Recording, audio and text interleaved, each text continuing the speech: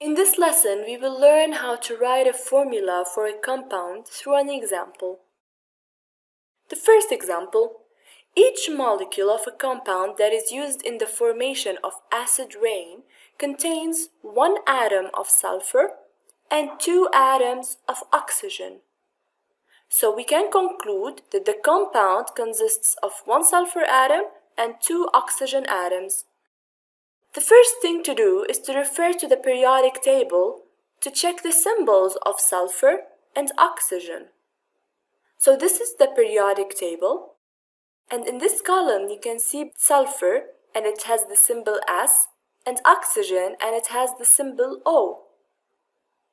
So the compound in this example contains one sulfur atom, so one S, and two oxygen atoms, so O2.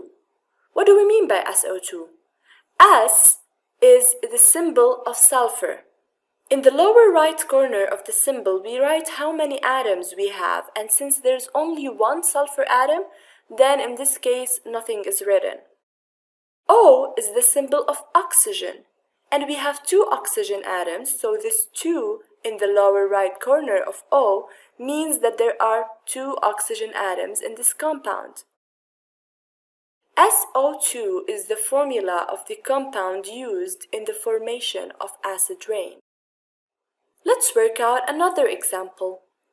Each molecule of glucose, which is a type of sugar, contains 6 atoms of carbon, 12 atoms of hydrogen, and 6 atoms of oxygen.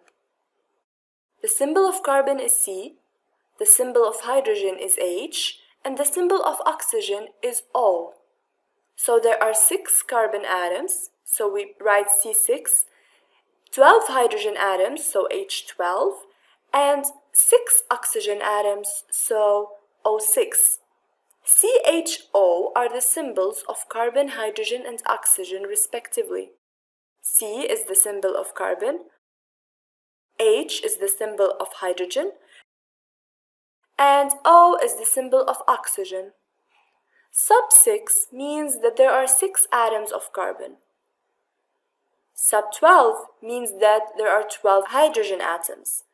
And the 6 to the lower right corner of oxygen means that there are 6 atoms of oxygen.